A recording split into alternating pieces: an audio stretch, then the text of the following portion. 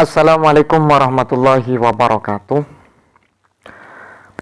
Ada satu tanggapan yang sangat begitu keras dan memang sesuai dengan beberapa kajian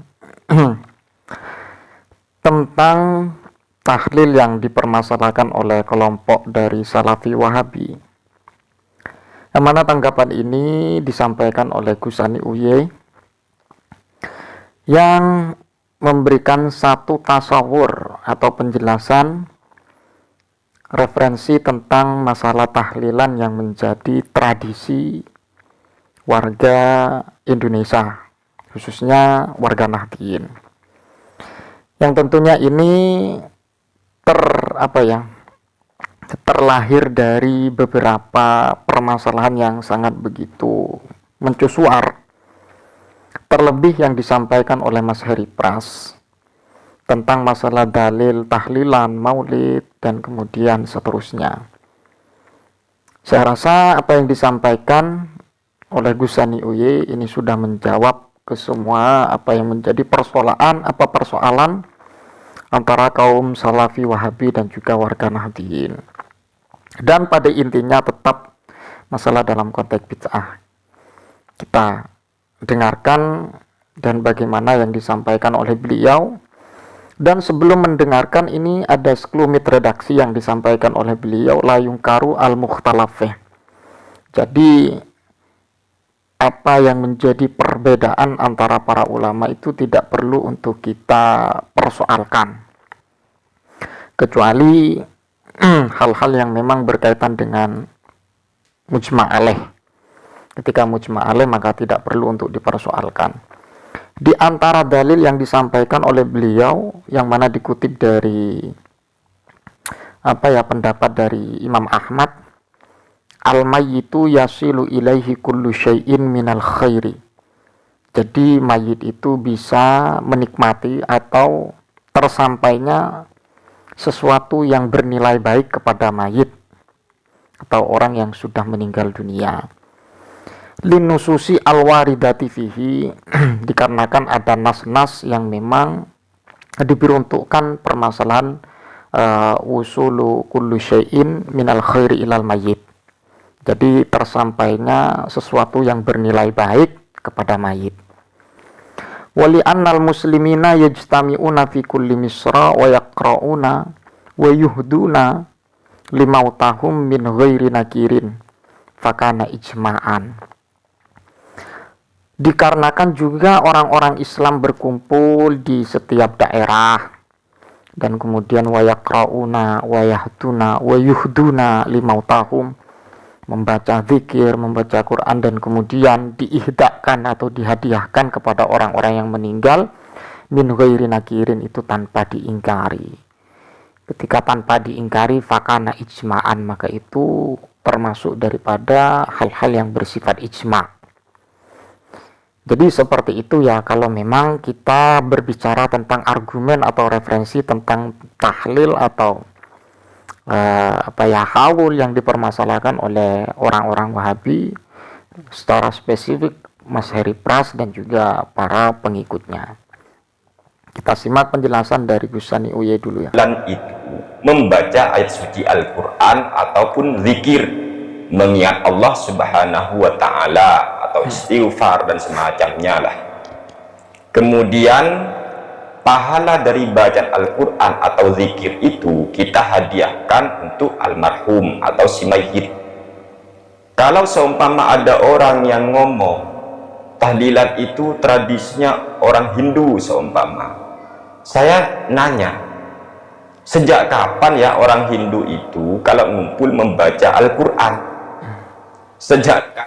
Jadi tahlilan itu memang secara background saja yang dipermasalahkan, itu konteks dalil tentang tahlil itu oleh orang-orang Wahabi. Jadi saya gambarkan, saya memberikan sebuah tasawur yang nama tahlilan itu memang sekedar background saja, namanya tahlilan. Tapi secara substansi isinya itu ya zikir, membaca Quran, membaca sholawat. Itu kan termasuk hal-hal yang mustahsanun ya, memang yang dianggap baik. Apalagi sudah ada komentar dari Al-Imam Ahmad bahwa semua apa yang dilakukan yang bernilai-nilai kebaikan itu tetap sampai ke mayat, atau yang dikenal dalam kajian pesantren itu adalah ihda utsawab, ya, menghadiahkan pahala zikir, pahala sholawat dan seterusnya kepada orang-orang yang telah meninggal dunia. Dan itu pun pembahasan ini sudah lama kok, ya, jadi tak perlu mengungkit-ungkit masalah tahlilan dan juga mengklaim itu merupakan sebuah bid'ah, dan bid'ah itu pasti dhalalah wa kullu dhalalatin finnar. Ini merupakan sebuah klaim mereka itu ya orang-orang yang masuk neraka. Ini kan tidak baik juga. Lanjut. Kapan orang Hindu kalau berkumpul membaca sholawat kepada Nabi Muhammad Sallallahu Alaihi Wasallam? Sejak kapan? Sehingga tahlilan itu disebut tradisinya orang Hindu. Ini pertama. Yang kedua, andaikan memang benar tahlilan itu tradisinya orang Hindu. Jadi andaikan benar tradisi orang Hindu, maka melalui video ini kami ingin mengajak kepada saudara-saudara kami yang berpendapat tahlilan tradisi orang Hindu, ya kapan orang Hindu mau tahlilannya? Ya kapan? Ya tidak mungkin lah apa yang disampaikan oleh Gus Sani Uye. Memang betul ketika dikatakan tradisi orang Hindu, ya kapan orang Hindu tahlilan? Tidak mungkin tahlilan.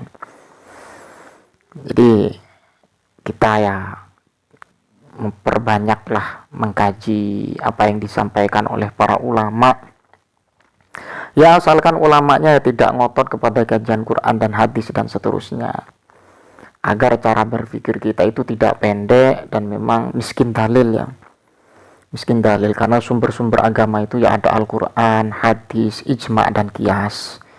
Jadi kalau kapasitas kita dibandingkan dengan kapasitas ulama-ulama yang terdahulu jauh, ya, sekalipun dari orang-orang Wahabi Salafi itu memang sudah banyak hafal hadis, tapi minusnya itu tidak mau menggunakan maqalatul ulama yang memang ulama tersebut sudah mumpuni dan piawai dalam konteks hadis dan juga dalam konteks Al-Quran, sehingga mereka para ulama yang dijadikan rujukan oleh orang-orang yang memang melakukan tahlilan dan haul itu memang diyakini mereka itu mempunyai kemampuan untuk istidlalul hukmi lewat Al-Quran, lewat hadis, menggali hukum, atau istidlal istinbat, jadi menggali hukum dari Al-Quran dan kemudian hadis, dan kemudian dirumuskan sebagai solusi kepada umat yang melakukan tradisi tahlilan, haul dan maulid. Jadi poinnya seperti itu, ya. Lanjut. Demikian untuk mengingat sejarah Rasulullah Shallallahu Alaihi Wasallam ketika pergi ke kota Madinah, beliau pada saat itu melihat orang-orang ahlul kitab atau Yahudi, mereka berpuasa tepat pada 10 Muharram. Nabi nanya kepada orang-orang Yahudi, hari apa ini, kenapa kalian berpuasa? Intinya begitu, kenapa kalian berpuasa? Lalu oleh orang-orang Yahudi itu dijawab, kami berpuasa karena kami bersyukur kepada Allah, karena pada hari ini, tanggal inilah maksudnya, Allah menyelamatkan Nabi Musa dan Allah menenggelamkan Fir'aun maupun bala tentaranya, sehingga kami ini berpuasa dengan niat bersyukur tadi kepada Allah. Setelah mendengar jawaban orang Yahudi tadi, Nabi Daud, oh kalau begitu kami, maksudnya orang-orang Muslim, orang Islam, lebih berhak untuk mensyukuri nikmat seperti itu, lebih berhak kami itu mensyukuri Allah menyelamatkan Nabi Musa ataupun sahabat yang dimuliakan Allah Subhanahu wa taala, kiranya ini yang bisa saya sampaikan, ya. Jadi beliau menyampaikan beberapa hal yang berkaitan dengan apa yang menjadi permasalahan atau yang dipermasalahkan oleh orang Wahabi. Kiranya sudah cukup. Permasalahan ini tidak hari-hari ini saja, dulu-dulunya sudah terjadi permasalahan ini. Wallahul muwaffiq ila aqwamit thoriq. Assalamualaikum warahmatullahi wabarakatuh.